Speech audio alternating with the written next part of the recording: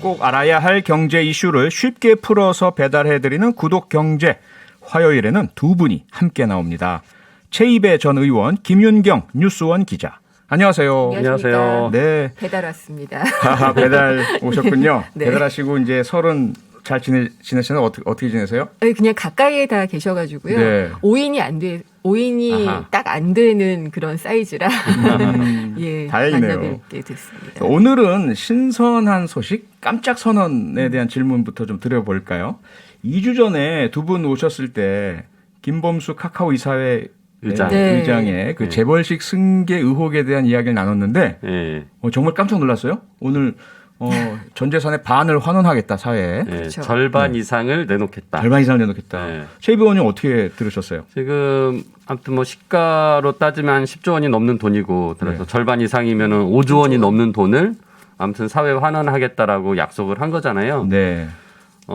그동안 그 많은 재벌들이 사회 환원 약속을 했었어요. 예, 근데 그렇죠. 그거 보면은 다 이렇게 뭔가 불법 행위가 발견돼서 재판하는 와중에 그거를 무마시키려는 뭐 일종의 이제 그 뭐 재판에 유리하게 만들려는 그런 의도를 가지고 한 것으로 비춰졌는데 정상 참작을 받으려는. 네. 그렇죠. 근데 이제 김범수 의장은 아무튼 뭐 어떻게 보면은 뭐 그런 좀 사회적인 약간 이슈가 되긴 했지만 지지난주에 그 나왔던 뉴스들이 하지만 뭐 그게 그렇게 큰 문제가 되지 않았음에도 불구하고 그렇죠.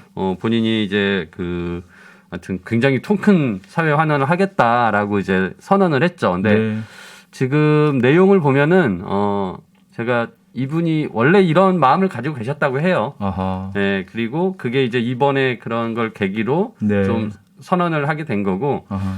이제 구체적인 계획은 지금 이제 마련하겠다라는 내용입니다. 그래서 좀 두고 봐야 되는 거죠. 두고 봐야 되겠죠. 예. 김윤경 기자님 쭉 이제 경제 전문 기자시니까 지켜보셨을 텐데 지금 최이배 의원께서 말씀하신 평상시에 김범수 의장이 이런 분이셨다.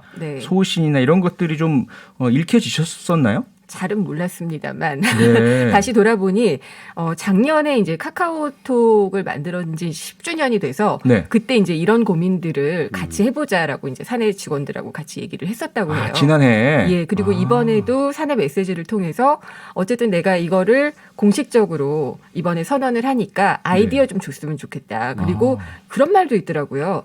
같이 이걸 활용할 수 있으면 좋겠다라고 한 걸 보면은 임직원들한테도 이런 것들이 혜택이 갈 수 있도록 하겠다는 그런 뜻도 내비친 것 같아서 회사 사랑도 느껴지고 그다음에 사회적인 환원에 대해서도 굉장히 통 큰 기부잖아요. 전 재산의 50% 절반을 뚝 떼어내는 거면은 이런 거야말로 재벌이 좀 본받아야 돼. 그러니까요. 그리고 개인 자산이잖아요. 그럼요. 예. 근데 보통 재벌들이 하는 것을 각자 이제 회사의 지분을 얼마 이렇게 재단에 띄워주고 뭐 이런 식으로 해왔거든요. 그렇죠. 그런 게 아니라는 점에서 좀 워렌 버핏이나 빌 게이츠 같은 사람도 떠오르는 그런 식의 기부였던 것 같아요. 그 방식이 이렇게 떠오르던데 그럼 지금 말씀하신 김에 뭔가 좀 구체적인 방향성 이런 방식이면 좋겠다 이런 건 어떠세요? 그 재단을 굳이 통하지 않았으면 좋겠다는 거는 그동안의 재단이 너무 이제 그 뭐랄까요?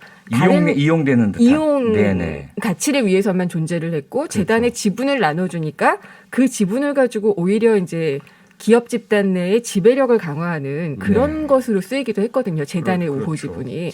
그런 게 아니면 좋겠다는 그런 생각은 좀 해보고요. 그다음에 어쨌든 이게 그러니까 재단에서 하는 걸 보면은 이게 그 원금이 잘 안 쓰여요.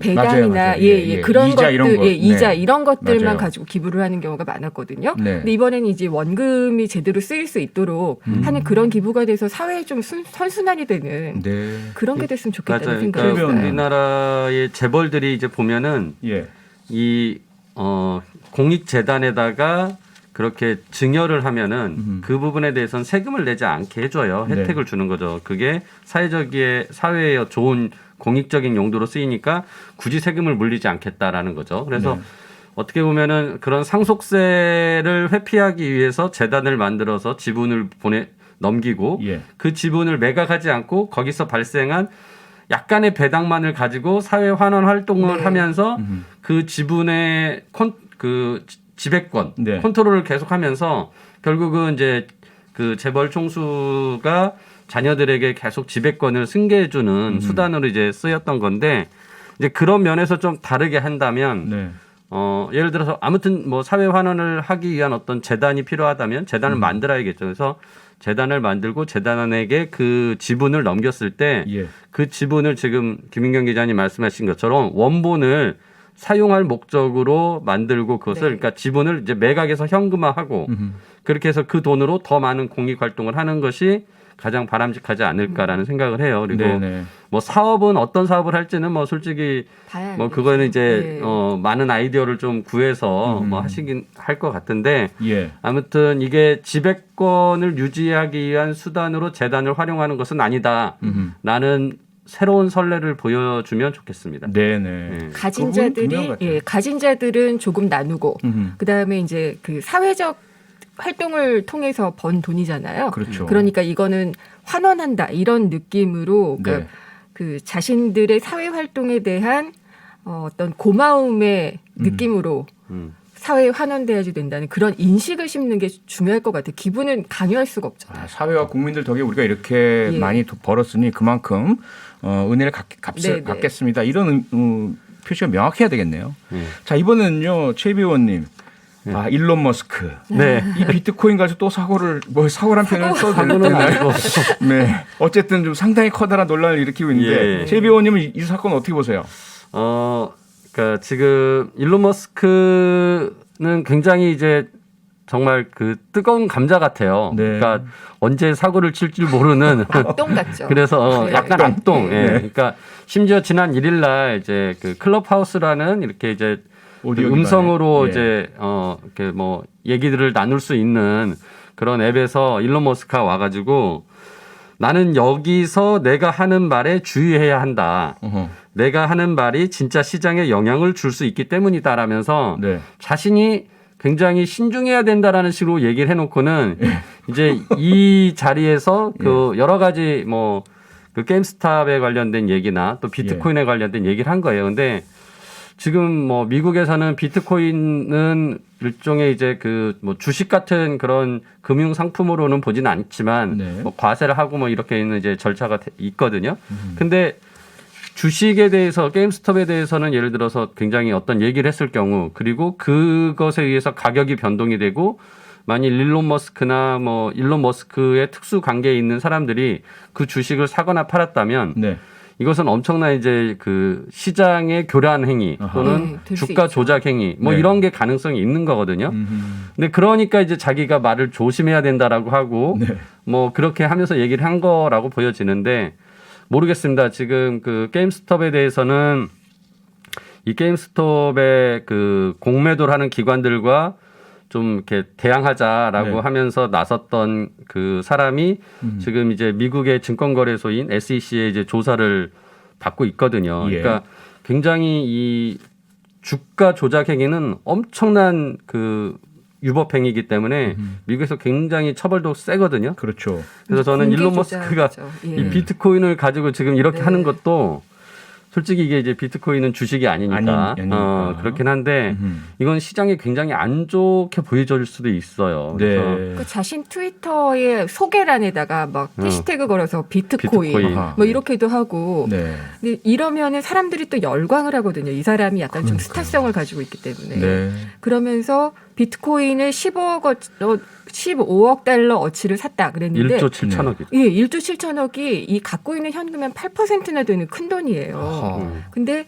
그렇게 보유하고 있는데 비트코인이 변동성이 엄청나게 크거든요. 그렇잖아요. 그러니까 뭐 2만 달러 갔다가 뭐 3천 달러로 떨어졌다가 다시 또 최근에 뜨기 시작했는데 15억 달러 샀다고 하니까 지금 우리 돈으로 5천만 원까지 갔다고 해요.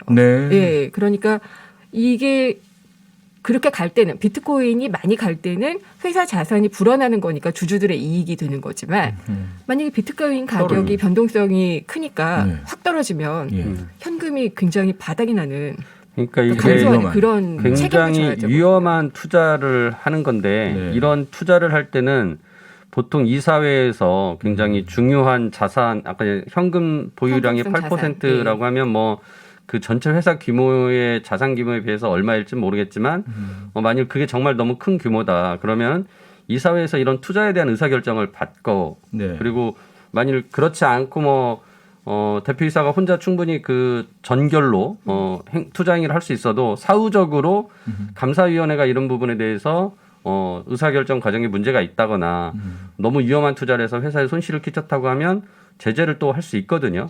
주주들도 문제 삼을 수 있고요. 네. 그래서 저는 일론 머스크가 물론 뭐 이제 암호화폐 그러니까 이 비트코인을 가지고 굉장히 어떤 뭐 사업적인 전망을 보고 투자도 하고 또 심지어 이제 차를 팔면 테슬라의 차의 네. 차값을 비트코인으로 결제할 수 있게 하겠다 이렇게 네. 그렇게까지 했단 말이에요. 그래서 이제 진짜 그렇게 되면은 굉장히 그 회사의 그 자산의 위험성이 커지기 때문에 예. 이런 부분들이 사후에 문제 될 수도 있다라는 생각이 들어요. 그러니까 지금 말씀하신 건 테슬라 내부의 어떤 문제, 주식회사 내부의 문제지만 김민경 기자님 그런데 그 문제만이 아니라 사실 일반 투자자들에게 미치는 영향 파급 효과도 엄청나게 크지 않습니까? 그러니까 테슬라 주가가 휘청일 수 있죠. 기업 가치 자체가 비트코인이 급락을 하면은 그만큼 변동성이 크니까 가치 뚝 떨어질 수도 있는 건데 그러니까 경영자로서의 어떤 안전성을 담보하는 자산 보유를 하지 않고 있다는 것도 저는 좀 방만한 경영일 수 있다고도 보고요. 그다음에 그 아까 그 매매에도 이제 그 비트코인을 쓴다 그랬잖아요. 이거 소비자들한테도 영향을 미칠 수 있는 게 비트코인 가격이 굉장히 높았을 때 차를 비트코인으로 사는 사람, 그다음에 굉장히 낮았을 때 사는 사람 다 다르잖아요. 그렇죠. 그런 건 또 어떻게 보상을 할 것이며 이런 문제들도 있고 통화 당국이 가만히 보고 있지 않을 것 같아요. 이제 이게 중앙은행의 관리를 받아야지 된다. 그러니까 어떤 이제 교환 가치가 있고 뭐 가치 저장 그런 기능이 있고 이렇게 되면은 중앙은행이 또 통제를 받지 않으면 안 되거든요. 그런 문제까지 생각한다면은 이 일론 머스크가 이렇게 쉽게 비트코인 뭐 이렇게 얘기를 하면서 사자, 우리도 샀다. 이렇게 얘기할 것만은 아닌 것 같아요. 그러니까 이게 이제 비트코인 자체가 아까 말씀드린 이제 주식이 아니다 보니까 미국의 금융당국에서 어느 정도의 그 규제를 받는지는 정확히 모르겠습니다. 근데 아직까지는 규제를 거의 안 받고 있죠. 그러니까 시장 교란 행위로 처벌할 수 있는 근거가 없나요? 법적 근거. 그러니까 이제 그런 부분에 있어서 뭐 미국에서 이제 어느 정도 수준의 법률 규제가 있는지는 모르겠지만 진짜 이게 너무 심각하게 그런 행위에 의해서 계속 막 일론 머스크의 말에 의해서 비트코인 가격이 막 오락가락하고 그러다가 보면 누군가가 또 투자에 대한 손실을 입게 되고 그래서 이제 문제가 됐을 때 뭐 진짜 소송을 할 수도 있고 그리고 금융당국에서 당연히 이거는 너무 심하다 싶으면은 뭔가 제재할 거리를 찾아내서라도 손을 댈 수가 있는 거죠. 그래서 좀 투자자들이 이런 그 한 사람의 얘기에 의해서 너무 좌우되지 않기를 그 시장이 오락가락하게 하는 것은 굉장히 위험한 상황이기 때문에 투자하시는 분들도 굉장히 주의를 하셔야 될 것 같아요. 그러니까 그 부분인데요. 지금 우리나라에도 가상화폐 투자하시는 분들이 그동안 상당히 많으셨잖아요. 지금도 많으시고 지금 이 일론 머스크 발 비트코인 그 소란에 대해서 많은 분이 영향 받으실 것 같은데 김민경 기자 뭐라고 해주시고 싶으세요? 일단 아슬아슬하다. 그러니까 위험할 수 있다는 점을 늘 염두에 뒀으면 좋겠어요. 그리고 규제 당국의 규제를 받을 수도 있다는 점도 좀 염두에 두셨으면 좋겠고, 그다음에 이제 그 비트코인이라는 것 자체가 펀더멘털을 가늠하기가 어렵잖아요. 그러니까 우리 지금 기축통화나 뭐 이런 것들은 다들 이렇게 가치가 우리가 어느 정도로 하자라는 게 계속해서 되어 있지만은 이 가치를 어디다 둬야 될지를 모르는 그런 자산이기 때문에 한마디에도 흔들릴 수가 있거든요. 최근에 이제 연준 의장했던 제닛 옐런 재무부 장관이 청문회 때 암호화폐는 테러리스트들의 자금 세탁에 쓰일 수 있다. 이렇게 했더니 금방 3만 달러로 떨어졌었거든요. 그러니까 그렇게 말 한마디에도 흔들릴 수 있는 게 비트코인이다. 이런 것들을 좀 염두에 두신다면은 이 뭐 5천만 원 갔대. 뭐 나도 비트코인 사야겠어. 이렇게 생각하시는 것보다는 한 박자 더 늦게 생각하셔도 늦지 않을 것 같다는 생각이 들어요. 소위 뭐 추격 매수라고 하죠. 속내 주의해야 된다. 이렇게 이해를 해야 되겠고요. 시간이 거의 다 돼가는데 짧게 이것도 여쭤봐야 될 것 같아요. 우리 국민의 노후 책임질 국민연금. 대우조선 해양 상대로 한 소송에서 승소했네요. 그래서 막대한 손해배상금 받게 됐죠. 그 기억하실지 모르겠지만 2006년도에 이 대우조선 해양에서 이제 어마어마한 분식회계 사건이 터졌고요.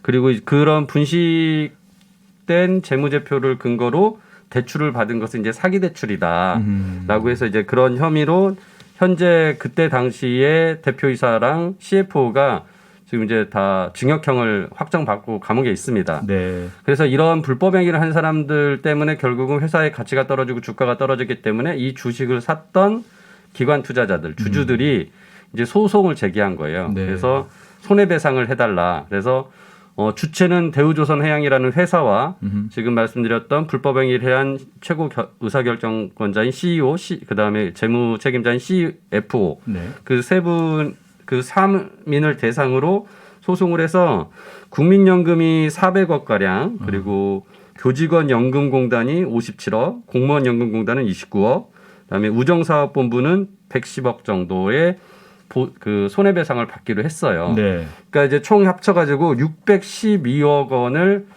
주주들에게 환원을 다시 그 손해배상을 하라는 거죠. 손해보물을. 네.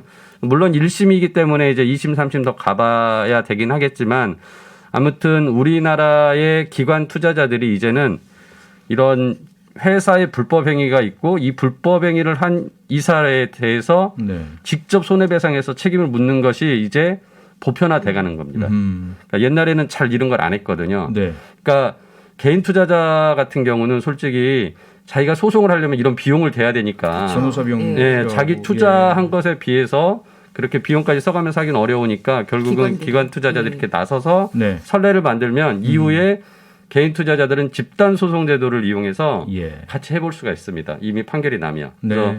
증권 집단 소송 그 법이 있고 그 제도를 활용해서 나중에라도 기관 투자자들이 한 선례를 가지고서 개인 투자자들이 손해배상을 받을 수 있는 그런 또 기회가 될 수 있겠다라는 네. 생각이 듭니다. 그러니까 이번에 말씀하시죠. 가버넌스가 중요하다고 지난번에도 저희가 ESG 경영 얘기하면서 말씀을 드렸잖아요. 네. 가버넌스가 굉장히 중요한 시대라는 것을 이번 건을 통해서도 다시 한번 좀 깨달을 가버넌스가 안 좋으면 결국 회사와 거기에 이제 뭐 이런 대표이사들도 다 민사적, 형사적 책임을 진다라는 것을 이제 명확히 보여주는 사례가 된 거죠. 네, 아주 의미 있는 그런 소송 사례가 나온 것 같습니다. 그리고 또 손해 보셨던 개인 투자자들 이번 결과에 따라서 집단 소송을 통해서 꼭 배상 받으시기를 또 바라겠습니다. 그것도 아마 누군가 추진할 것 같습니다. 추진하시겠죠? 네, 오늘은 여기까지 듣고요. 두 분 설 잘 쐬시고요. 새해 복 많이 받으시고 다음 주에 뵙겠습니다. 네, 새해 복 많이 받으십시오. 네, 고맙습니다. 최입의 전 의원 김윤경 기자였습니다. 평일 저녁 6시 5분에 여러분을 찾아갑니다. MBC 라디오 표창원의 뉴스 하이킥.